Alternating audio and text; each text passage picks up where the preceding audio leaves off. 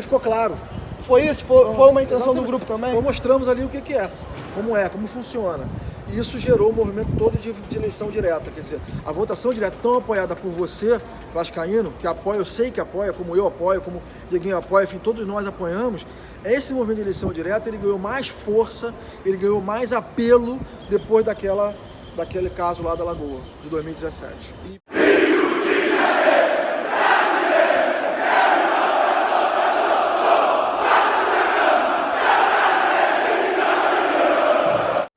Bem-vindo ao canal Futebolaço, eu sou o Dieguinho. Então, rapaziada, hoje nós estamos aqui com o cara talvez mais pedido no canal e já vou começar fazendo uma brincadeira com ele aqui.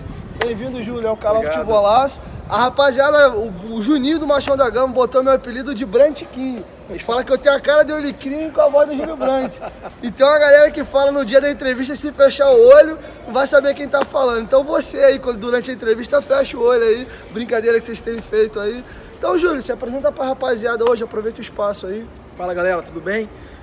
Como alguns já conhecem, estou vivendo a política do clube há algum tempo. Sou Júlio Brandt, sou conselheiro do Vasco da Gama, profissional, pai, amante do clube, amante do meu Rio de Janeiro, amante do meu Brasil. E estamos aí trabalhando para tentar fazer um clube melhor, tentar mudar essa política do clube, tentar mudar a forma de trabalhar o clube e tentar mudar o clube da forma como a gente, torcedor, quer. Não, e te agradecer também, primeiramente, hoje seu aniversário. É isso. Você abrir essa concessão, a gente está se namorando desde setembro para marcar uma entrevista, sempre por um motivo ou outro a gente acaba não conseguindo, ou viagem, ou compromisso comercial, mas já tive a oportunidade de te conhecer, sentar, assim como eu converso com o Campelo várias vezes também, eu faço sempre questão de dizer que o canal Futebolaço é um espaço apolítico. A minha bandeira é isso aqui que está aqui no fundo, ó. É a Cruz de Malta, atrás do Júlio aqui. É o Vasco da Gama. Acho que o vascaíno tem que brigar pelo Vasco. E como vascaíno, a gente tem que parar com essa política rasteira do Vasco. Porque hoje é assim. Se você fala, até brinquei com ele com a câmera fechada aqui. Se eu falo alguma coisa bem do Júlio, eu sou amarelo. Se eu elogio a gestão do Campelo, eu sou campeleiro. Tá muito difícil hoje, seja pro político ou pro influenciador digital, trabalhar. Eu acho que a maior legado que o Eurico Miranda deixou pro Vasco, após a saída dele, foi dividir o clube, tanto politicamente quanto o torcedor. Eu acho que a gente precisa unir a rapaziada e gostaria até de ouvir do próprio Júlio o que ele pensa a respeito disso. Esse eu diria que é o nosso grande desafio. Esse movimento já acontece, que é um movimento de política, sim, faz parte. A vida do clube é isso, a vida de qualquer organização de pessoas interessadas se faz com política, isso é natural, isso é normal, mas a política sendo feita de forma construtiva, né, com o objetivo de trazer boas ideias, trazer novas ideias e construir um ambiente melhor, seja ele no nosso condomínio, seja ele na nossa cidade, no país e no nosso clube. Então, discutir ideias, discutir formas de ver o clube, formas de conduzir a gestão do clube é positivo. Agredir, falar mal, falar da vida pessoal, isso são coisas que não agregam em nada à política do clube. Então a gente tem que trabalhar agora para, sim, discutir com a melhor maneira de tocar o clube, mas uma vez que um presidente assuma, a gente segue adiante. O trabalho no conselho é um trabalho que tem que ser um trabalho de vigilância, não é política, é um trabalho técnico de acompanhar o que está sendo feito pela gestão. Agora, ataques e brigas e divisões, elas têm que parar. A gente precisa agora caminhar para que o clube seja um clube de unidade. De novo, não é de uma unidade de adesão, uma unidade qualquer. É uma unidade que sim critique, que sim proponha mudanças, mas que consiga enxergar o clube como um grupo de pessoas que se gostam e que lutam pelo melhor do clube. Não, então, tu acabou me dando um gancho muito bom, que é uma pergunta que eu já gostaria de fazer. Já conversei com você algumas vezes, mas é a primeira vez que você está vindo aqui no canal, eu gostaria que você ainda tirasse alguns resquícios, pelo menos aqui no canal da gente, ainda da eleição anterior.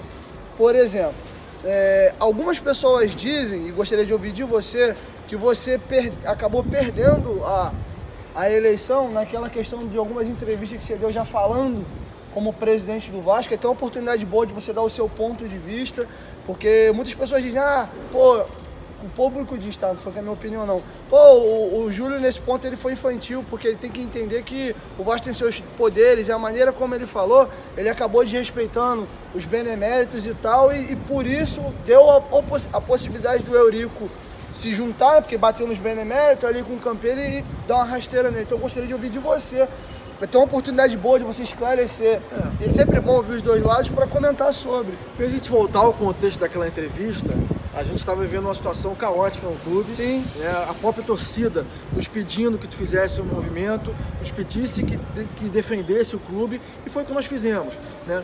Aquela entrevista ela foi consensada pelo grupo todo que naquele momento estava junto para tocar na gestão do clube. Então não foi uma entrevista feita de forma arbitrária por mim ou por qualquer um da Sempre Vasco. Aquilo foi um acordo que todos entenderam que era o momento de fazer aquela entrevista.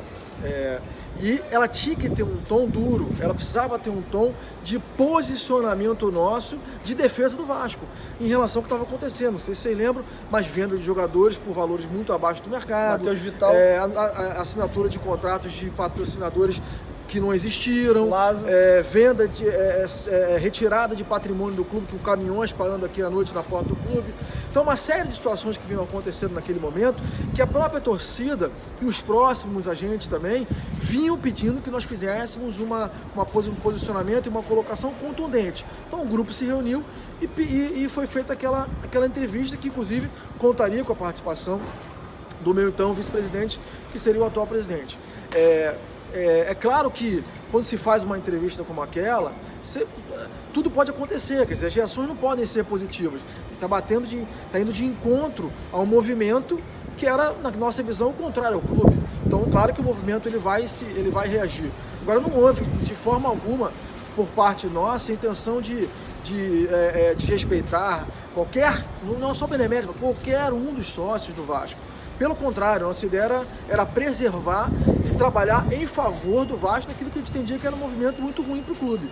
Então não houve nenhuma forma, intenção nossa de afrontar ninguém. Houve sim uma visão técnica e um sentimento nosso que precisávamos estar ao lado do clube naquele momento. Por isso que fizemos aquela entrevista. Beleza. E você, no caso, está indo para a sua terceira... Aliás, te perguntar se vai vir a candidato do Vasco na eleição agora de novembro? Eu acho que nesse momento a gente tem que pensar no projeto do Vasco. A gente tem uma mudança histórica em movimento. Né? A mudança mais importante do clube em toda a sua história, eu diria, né? Que é a mudança do formato de se eleger o presidente e os poderes do clube. A eleição direta. Então, esse movimento é o movimento mais importante, na minha visão, na história do clube. Nós vamos fazer com que o sócio, você sócio, possa de fato ter o seu voto válido e indo para aquele candidato que você escolheu.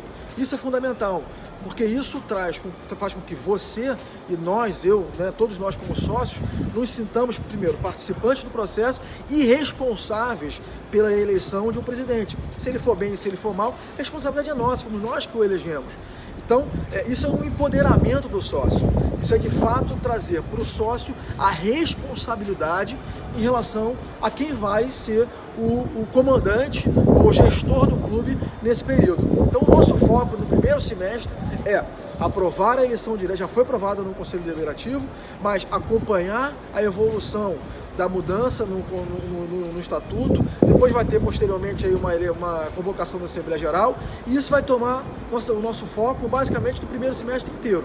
Além disso, nós temos um clube para torcer, precisa que o Vasco entre em 2020 de forma positiva, tranquila, e faça um Campeonato Carioca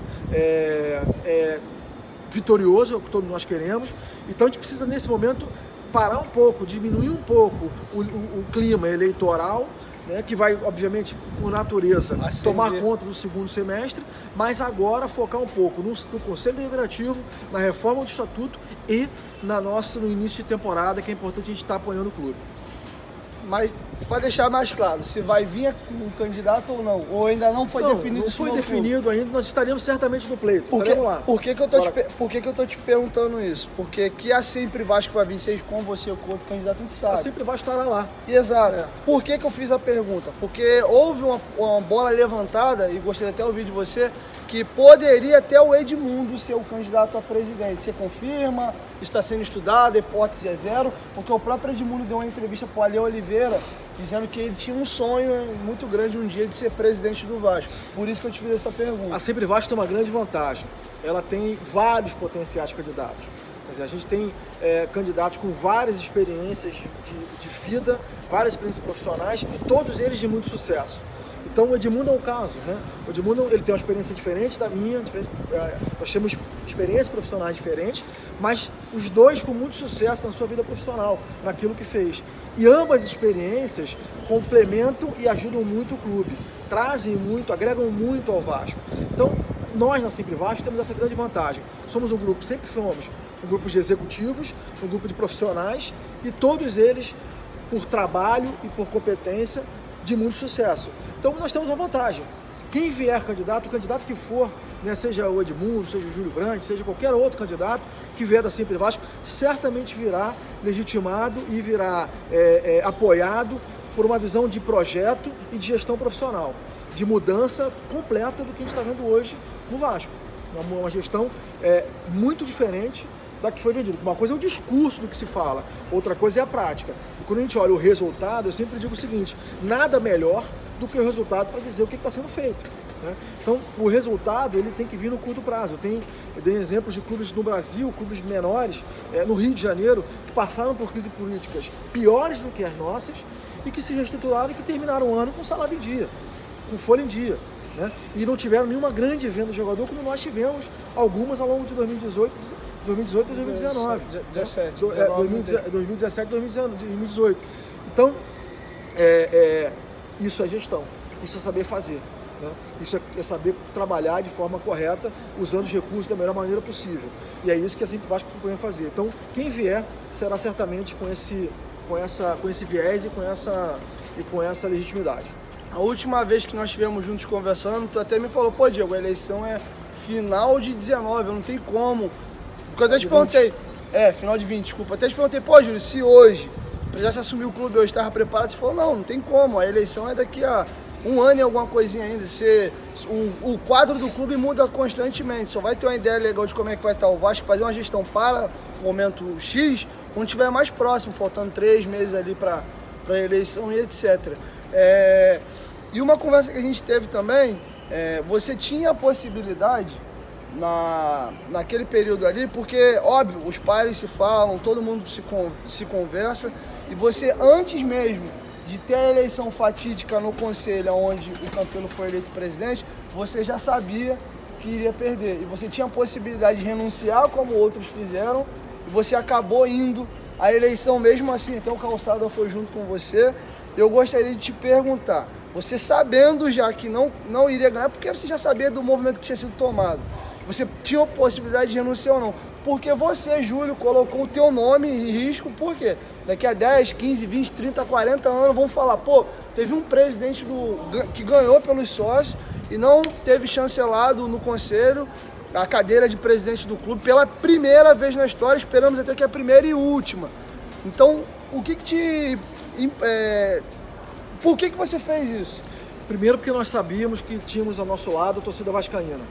A gente sabia que, assim, naquele momento, aquele candidato era o melhor e era o que tinha maior apoio da torcida.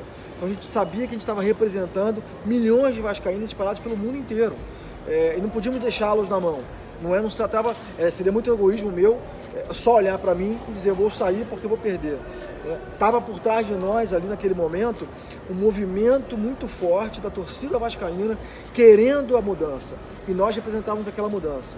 Então não podíamos trair a torcida, não podíamos deixar a torcida frustrada do seu representante naquele momento simplesmente sair porque ia perder a eleição. Nós tínhamos que ir até o final para honrar o apoio que foi dado pela torcida, primeira coisa. E segundo, nós íamos até o final para mostrar como é que o sistema ia reagir contra a gente, né? Contra essa mudança que a torcida queria. Era uma mudança legítima, era uma mudança que estava apoiado, enfim, a gente sabe, né? Não só pelas redes sociais, mas pelas ruas, aqui na porta do estádio, qualquer lugar que eu vou, pelo apoio que a torcida vascaína nos dá. Então, a gente sabia que precisava mostrar, evidenciar o absurdo que era aquilo, né? E que isso precisa ser corrigido. Seja quem for o candidato que vencer a próxima eleição tem que ser um candidato necessariamente apoiado e legitimado pelo desejo do vascaíno, que ao final não faz sentido Não tem sentido ter alguém aqui que não seja o representante nosso, pô. Do torcedor. Do torcedor, de mim, seu e de você que tá aí como torcedor. Nós somos torcedores, afinal. Então nós queremos ver aqui, nos representando, alguém que a gente olha e fala, esse cara aí me representa. Esse cara aí tá lá olhando por mim, enquanto vascaíno. Então esse movimento era feito naquele momento, e a gente precisava deixar claro para o vascaíno que nós não íamos abandonar a causa, não íamos simplesmente por covardia ou por uma derrota abandonar, não, nós vamos até o final, como continuamos trabalhando e vamos continuar trabalhando até ver a mudança que eu, você e todos nós esperamos ver no clube aconteça. Esse é o nosso trabalho, essa é a nossa meta e esse é o nosso desafio e vamos chegar lá, não tenho dúvida disso. Para finalizar esse assunto, eu acho que, opinião minha, aí você pode dizer se é verdade ou mentira, eu acho que a Sempre Vasco quis de alguma maneira externar e rasgar o clube no meio e abrir para fora e falar assim, ó como é que é o sistema do Vasco. Porque eu acho que se ele renuncia e o Campelo de qualquer jeito ele iria ganhar a eleição, teria passado batido. Ele teria de repente só caído no colo dele, porra lá, pipocou. E não teria se passado todo o problema o que existe na política do Vasco. E ele ficou claro. Foi isso? Foi uma intenção do grupo também? Então mostramos ali o que é, como funciona. E isso gerou o movimento todo de eleição direta. Quer dizer, a votação direta tão apoiada por você, vascaíno, que apoia, eu sei que apoia, como eu apoio, como Dieguinho apoia, enfim, todos nós apoiamos. Esse movimento de eleição direta, ele ganhou mais força, ele ganhou mais apelo depois daquele caso lá da Lagoa, de 2017. E passado, sendo como candidato ou não, indo para terceiro, pelo menos, processo eleitoral, quais foram as maiores experiências que você tirou nesse período? Participar desse processo todo eleitoral foi para mim, um crescimento como pessoa, como profissional, como vascaíno. É impossível passar, são 6 anos já, nesse processo de eleição, de viver o dia a dia de uma eleição do clube, da política do clube. Então o crescimento é enorme. Nenhuma experiência profissional minha me agregou tanto, me ensinou tanto quanto tem me ensinado esse período. O Vasco é um clube fascinante, representar um grupo de pessoas tão grande, tão apaixonado, de uma responsabilidade, mas ao mesmo tempo de um prazer muito grande. Então, para mim, eu só tenho coisas positivas. A gente passou por muita dificuldade nesse período, mas o saldo é muito positivo. Muito positivo, não tem do que reclamar, só ganhamos com esse processo. Bom, passamos já um pouco a questão da eleição passada, ele deixou o posicionamento dele, então vamos falar agora de futuro, porque o vascaíno, o que passou já passou, só de lembrar da raiva, então vamos falar de futuro, como nós já sabemos, esse ano é um ano eleitoral, e seja você ou seja um outro candidato, o que a Sempre Vasco tem de projeto para o Vasco. Quando eu falo projeto, às vezes a gente fala de uma maneira muito genérica, modernização, transparência. O torcedor Vasco está cansado de ouvir esses termos bonitos, mas ele quer ver na prática. Isso. Então, se puder ser sucinto, mas dar um pouco mais de detalhe, eu gostaria que você me dissesse agora. Não tem como, você vai levar 2 horas de explanação. Mas sendo muito objetivo e muito claro, gestão é atingir resultado, né? É brigar pelo resultado.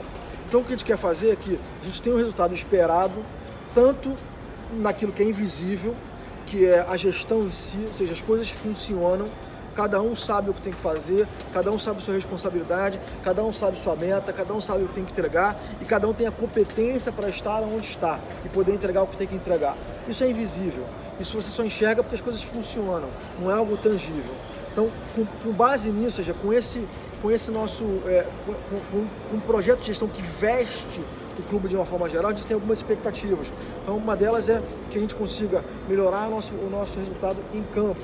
Seja ele o resultado, não estou falando de ser campeão, estou falando de voltar a produzir ídolos como produzimos antes, voltar a fazer com que a torcida volte a ter feliz e tenha honra e tenha orgulho de ver o seu clube, seus jogadores em campo, voltar a ter um marketing forte, que venda o clube da maneira que a gente acha que tem que vender, né? E que representa a dimensão que o Vascaíno tem.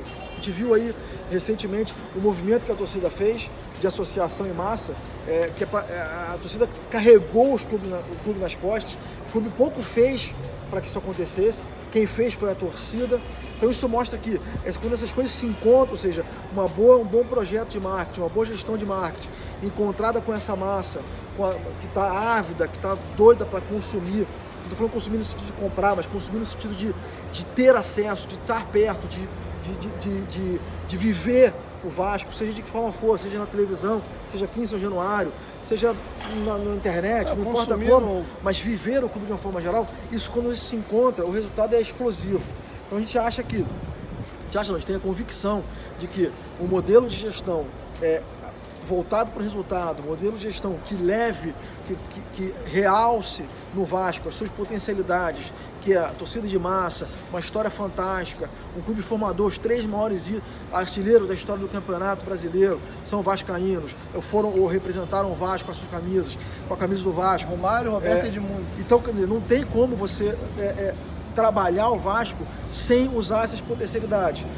E aí a gente vai trabalhar, obviamente, patrocínio, vai trabalhar os esportes olímpicos, que é outra potencialidade que o Vasco tem, que foi abandonada. Precisamos retomar e fazer com que a máquina volte a girar. A máquina de venda. O Vasco tem um grande potencial de venda. Vender, vender e vender tem que ser a máxima de quem está aqui. Tem que faturar, tem que vender. É parar de cortar e começar a crescer. Esse tem que ser o nosso objetivo. E potencial não falta. E não estou aqui falando... eu sempre falei isso, desde 2014. Tá? Eu sempre falei isso desde 2014 porque a gente trabalha com dados, a gente trabalha com informação. Mas a prova disso está no programa de sócios, que não trouxe nada de novo. Não trouxe nada maravilhoso. O que simplesmente aconteceu? A torcida resolveu abraçar. Imagina isso feito de forma estruturada, que traga vantagens de fato para o torcedor. Isso vai ser muito maior. Porque a torcida do Vasco hoje, 70% é fora do Rio de Janeiro. E hoje o plano de sócio do Vasco basicamente contempla quem é do Rio. Exatamente. Porque o grande diferencial para o cara que é sócio do não sócio é desconto em ingresso. Então o Vasco tem que trabalhar... Fala muito de internacionalizar. Vai ter que internacionalizar. Inclusive, deixa eu te dar uma informação. No meu canal aqui tem 90 mil inscritos, eu tenho muitos inscritos de fora do Brasil. Muitos na Califórnia, Portugal. E inclusive o cara que é de fora do Brasil tem dificuldade de conseguir virar sócio por causa do IP. Exatamente. Então você tem que trabalhar o torcedor do Vasco fora do Brasil. Sim, também. Antes de internacionalizar, muita gente fala, tem que internacionalizar a marca Vasco. Tem que nacionalizar. Antes de ir para a Europa, ou para o Japão, ou para a África, ou para a América do Norte, tem que estar no Piauí, tem que estar no Acre, tem que estar no Amazonas, tem que estar na Paraíba, tem que estar no Espírito Santo, tem que estar em Santa Catarina, onde a gente sabe que tem uma concentração enorme de vascaínos desassistida. Uma concentração desassistida de vascaínos que quer ter uma loja, que quer ter um espaço Vasco para poder estar presente. Então esse tem que ser o trabalho nosso. Então, claro que nós vamos endereçar tudo isso e eu não sou mágico, né? O Júlio Brandt não é isso. É uma equipe capacitada, competente, com delegação plena e competência para fazer o seu trabalho. E a gente fazer isso acontecer com a ajuda do torcedor. Eu tenho experiência própria para falar disso agora e eu acho que, eu até falei isso com ele aqui com a câmera desligada, o Vasco está num momento pronto para crescer e explodir. Pronto, ele está pronto. Quando eu digo pronto, não estou falando nem a parte administrativa não, é o torcedor. Hoje, graças a Deus, eu sei que quase todos eles vão me assistir aqui agora e sabem do que eu estou falando. Os influenciadores digitais, todos eles hoje falam a mesma língua.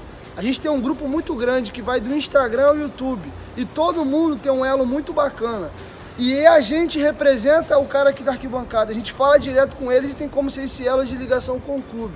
Se o clube abrir a porta para o torcedor e fizer uma gestão, quando eu digo fazer gestão, não é tu pegar um torcedor e botar aqui para ser o vice de futebol, não é isso não. É você ouvir o torcedor, dar voz ao torcedor, entender quais são os anseios dele, fazer ele participar. Cara, o Vasco explode de uma maneira absurda. Acabamos de ver a maior associação da história do futebol mundial, basicamente com a vontade do torcedor. Então, se o clube souber trazer o vascaíno para dentro, trabalhar, cara, eu acho que não existe no mundo torcedor mais enganjado do que o vascaíno. O Alex Evangelista deu uma entrevista recentemente e ele falou um negócio que eu gravei. Ele falou assim: em quantidade de pessoas, tem até torcidas maiores que a do Vasco, mas em quantidade de apaixonados, de enganjadores, de pessoas que brigam e degladiam pelo Vasco, eu acho que não existe. Cara, qualquer coisa, você fala assim, vamos fazer uma vaquinha para CT. Vai. Vamos construir São Januário? Vai. Vamos se mobilizar para ter o maior plano de sócio do Brasil e das Américas? Vai. O Vascaíno tem isso no DNA dele. Então, se o clube souber trazer isso, e a pergunta que eu gostaria de te fazer, que hoje a gente é muito atuante, como é que a sua gestão, como a Sempre Vasco enxerga hoje os influenciadores digitais? Além do que, nós vivemos num mundo hoje que o cara que está distante de mídia social está morto. A gente não pode...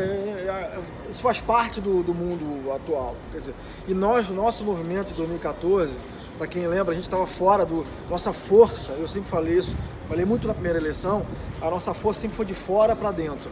A gente sabia que se fosse um processo feito internamente, a gente não ia em lugar nenhum. A gente precisava ter o apoio de fora para pressionar para dentro. Né?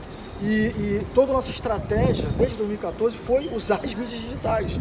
Foi trabalhar a mídia digital. Na época era muito Facebook, depois o Instagram, Twitter. Então a gente começou a trabalhar de forma estruturada as redes sociais para que a gente tivesse certeza de que o vascaíno mais longínquo possível, mais fora de São Januário possível, pudesse entender a nossa mensagem, receber a nossa mensagem e apoiar nossas ideias. Então nós somos produto das redes sociais, na verdade. O nosso projeto político, ele teve um apoio muito forte nas redes sociais.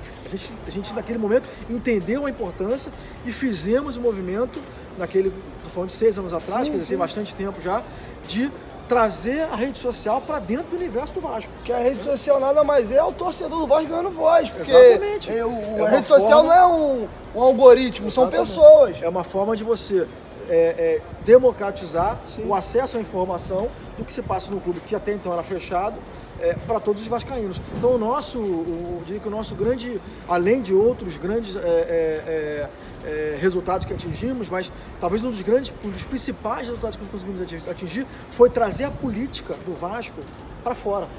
Né? Jogar a discussão política, toda essa discussão que a gente está ouvindo hoje falar, de dentro, que era aqui, discutindo tudo aqui nos restaurantes, na sala de São Januário, para fora. Então hoje qualquer vascaíno fala de política. Talvez o Vasco seja o clube mais politizado do Brasil. Toda discussão que eu vejo de rede social está se falando de política, chega até a ser excessivo. Eu quero falar sobre. Chega até a ser excessivo, mas isso aconteceu por conta das redes sociais. Então a nossa visão da rede social é que a rede social ela é parte integrante hoje do mundo. Você não pode estar fora desse mundo. Você tem que atuar, reagir e interagir e ter um projeto exclusivo voltado para você. Né? E para o João Almirante e para todos os outros influenciadores digitais que vivem o universo do Vasco, que são influenciadores e são formadores de opinião em relação ao Vasco. Assim como a imprensa hoje foi no passado. Então, eu diria que é tão importante quanto a imprensa um dia foi no passado, a rádio foi no passado. Inclusive, eu gostaria de ouvir de você, eu já tive essa conversa com o Campelo, esqueci de tocar dentro da entrevista e numa segunda oportunidade eu quero que ele registre. Como é que tu enxerga hoje o tratamento que a mídia tradicional dá ao clube de Regatas Vasco da Gama? Eu vou falar por mim. A mídia hoje trata o Vasco como um clube de segundo escalão. Não sei como é que você vai querer se posicionar sobre qual é a sua opinião, eu dou a minha. E hoje, cara, nós, no YouTube, em outras mídias, falamos muito mais de Vasco. Eu vou te dar uma opinião minha de torcedor há um ano atrás, quando eu não trabalhava com isso aqui. Quando você ligava a televisão, o vascaíno ele morria, todo dia no sofá um pouquinho. Porque, inclusive no começo, para você dar uma informação boa pro internauta, ele falava que era mentira, que era fake news. Porque o vascaíno só foi doutrinado via televisão a receber notícia ruim. O Vasco tem coisas boas também. Mas a política que fazem do Vasco na mídia é de quanto pior, melhor. Se passa um rato aqui, se tem um corte de luz, se tem alguma coisa nesse sentido, sai nos 4 cantos, 20 minutos, meia hora. Se o Vasco tem uma associação em massa, se começa um movimento, por exemplo, a última rodada no Maracanã, o jogo não valia nada. O Maracanã lotado, uma festa absurda. E não foi falado nada na mídia, foi falado que o Vasco, o Maracanã cheio, empata com o Chapecoense. É bizarro, o Vasco é tratado sim como um Zé qualquer, o próprio Santos passa por isso em São Paulo. Eu, ouvinte aqui do Rio, eu me sensibilizo, acho um absurdo a maneira como tratam um Santos em São Paulo, porque não é um clube da capital. Gostaria de saber como é que você enxerga o tratamento da mídia tradicional com o Vasco. Eu vejo das duas formas. Eu acho que o Vasco, a mídia tradicional, sim, trata o Vasco de uma forma secundária, e eu acho que tem um defeito, uma falha nossa nesse processo. Acho que o Vasco precisa melhorar a maneira como lida, como trata a imprensa, principalmente como foi nos últimos 20 anos. Então existe uma culpa de dois lados, existe um interesse da imprensa, da grande imprensa, de iconizar um clube, isso é mais fácil, isso vende melhor, isso facilita o trabalho do jornalista, você iconiza um clube, fica mais fácil, isso acontece no Brasil só não. Espanholizar o Brasil. Isso acontece no mundo inteiro, isso é normal, faz parte do jogo. E a gente tem que saber lidar com o mundo. Não posso ficar aqui reclamando. Tem que olhar, sabe, o que tem um problema, como é que eu resolvo esse problema? Como é que eu lido com isso? Não adianta ficar chorando. Então a gente vira uma torcida de chorador, de mimimi, que fica só reclamando da imprensa. Como é que a gente melhora isso? Não é fazer o que a gente tem feito nos últimos 20 anos, certamente. Então, o que a gente precisa fazer é olhar isso de forma madura, entender que isso é um processo e como é que lida com esse processo? Como é que resolve isso? Como é que muda a forma da imprensa trabalhar o Vasco? Tem várias maneiras disso acontecer. Várias maneiras, desde aproximar até criar alternativas. Né? Então a imprensa não gosta de perder leitor, a imprensa não gosta de perder audiência. Então você tem várias maneiras de lidar com isso. Não, mas eu já vi o Benjamin falar no programa dele, eu já vi, ninguém me falou não, eu vi. Inclusive ele disse que no Rio de Janeiro só tem Flamengo. Ele falou isso no programa dele. Pois é, porque é mais fácil, mas assim, independente disso, eu acho que, não estou dizendo que... Mas a justificativa que muitas vezes eles dão porque é a audiência. Quer dizer que o Vasco é a quinta maior torcida do Brasil e não dá audiência? Não estou falando isso. Não, estou te dizendo o que muitas vezes eles dizem. Isso, concordo. Eu concordo. Eu comecei falando isso. É nítido, é óbvio que existe um tratamento diferenciado da imprensa em relação ao Vasco. Um tratamento ruim, negativo. O que nós precisamos fazer é entender esse processo e o que a gente tem a fazer. Tem duas opções. Ou a gente reclama disso e fica chorando, ou a gente entende o processo, lida com ele e reverte o processo. Então o que tem que ser feito é isso. Tu acha que a própria mídia dentro do clube também é maltratada e gera uma picuinha também? Isso foi ao longo do tempo. Você conversava com qualquer repórter, isso acontecia aqui ao longo do tempo. Isso aconteceu durante muitos anos.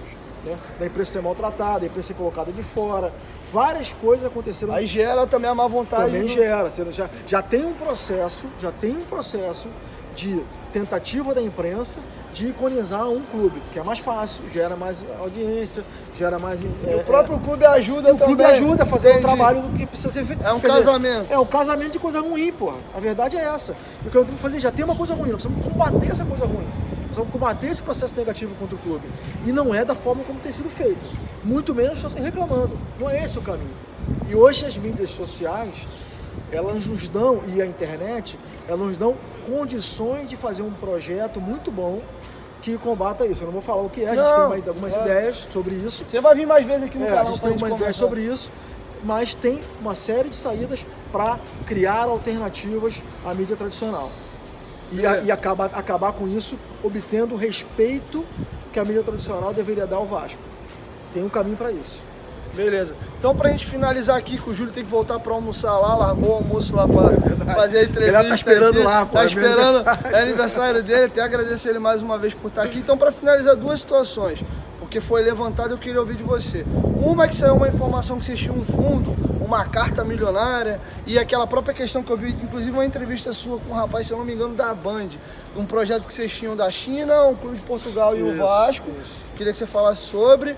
E também uma história que foi levantada que você e o Edmundo tinham brigado, o grupo tinha brigado. Não, porque como foi falado, é a oportunidade de você debater. Não, a gente começa por aí, então. Toda eleição fala que o Edmundo brigou comigo, fala que a gente está em crise, fala que o Edmundo não vem. O pessoal que lembra da eleição de 2017, eu tirei uma foto com o Edmundo lá no Balada Mix e saiu uma matéria enorme no Globo, na parte de esporte do Globo, uma foto minha com ele falando exatamente sobre isso, em 2017. Então toda a eleição se planta que agora tem crise, que agora brigou, tem o racha da Sempre Vasco. Não tem racha nenhum. A Sempre Vasco é um clube, é um grupo muito, muito unido, muito maduro, muito tranquilo, sabe dos desafios que tem, sabe da responsabilidade que tem, todos nós sabemos disso. E não tem nada, não tem crise nenhuma. A gente continua amigo, continua parceiro e vamos continuar assim. A gente está, não é um movimento político. A gente está junto por acreditar, primeiro por ser amigos e segundo por acreditar que a gente consegue fazer uma coisa melhor. Então não tem racha político, não existe isso na Sempre Vasco. Para usar um termo moderno, atual, é fake news? Fake news. Fake news. E fala do projeto agora da tal carta milionária. Não, a gente teve em 2014 a carta. Não tem mais. A gente teve em 2017 e como a gente fez em 2014, como a gente fez em 2017. Vai ser estruturada na hora adequada.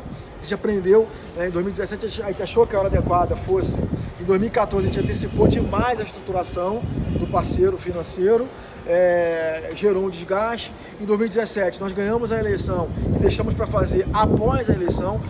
Quem acompanhou a eleição de 2017 viu que eu não falei sobre isso, não falei sobre patrocinador, não falei de carta, falei nada disso. Deixamos para fazer depois da eleição e deu aquela confusão toda que deu na Lagoa e gerou um desgaste enorme com os parceiros.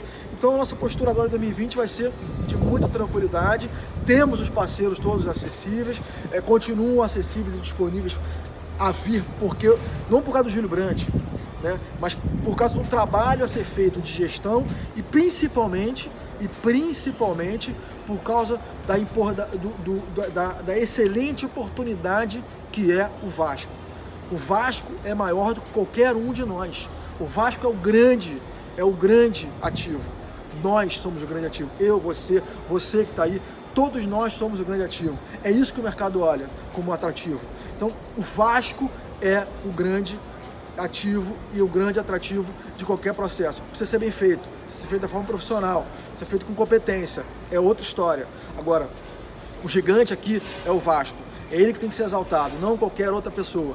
Então, o que nós vamos fazer é mostrar para o mercado, como fizemos em 2014 e em 2017, o que é o Vasco e como que nós vamos aproveitar as potencialidades do Vasco. E aí o mercado vai entender e vai acreditar e vai confiar que esse grupo vai conseguir pegar a potencialidade que o Vasco tem e levar ao nível que precisa, dando, obviamente, resultado para o parceiro que vai entrar porque quer resultado, não vai entrar porque de graça, vai entrar porque é resultado, faz parte.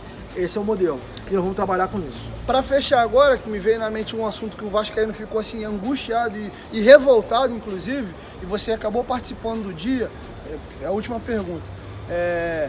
Teve divulgado aquela briga escrota, porque não tem outro termo, peço até desculpa você que está me ouvindo um termo pesado, aquela briga quase que de vias de fato na reunião do conselho, você estava lá.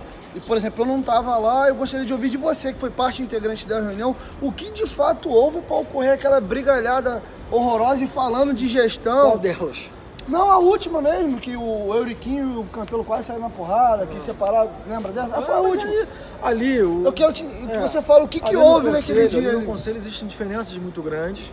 Porque falando, como você acabou de falar, de investidor, cara, eu só tenho dinheiro, sou uma grande empresa, onde que eu vou botar dinheiro num clube que, porra, os conselheiros, os caras saem na porrada na mão, bizarro que você falou disso. Eu não vou entrar no detalhe da briga do Campelo com o Euriquinho, porque ali... A origem da briga daquilo, não sei, eles têm que falar, não sei o que tem que falar. Porque anteriormente a isso, inclusive o Otto já falou disso várias vezes, houve uma tentativa de impeachment do Campelo no meio do ano.